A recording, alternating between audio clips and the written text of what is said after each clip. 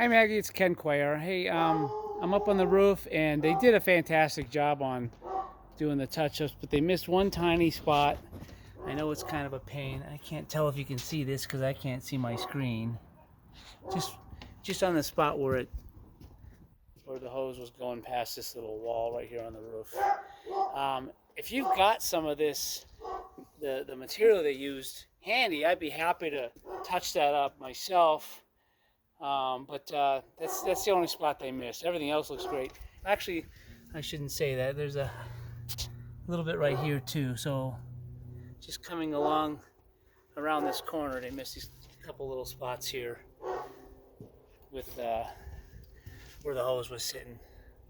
I don't know if you can see that because I can't see my screen. It's so bright out here, but yeah.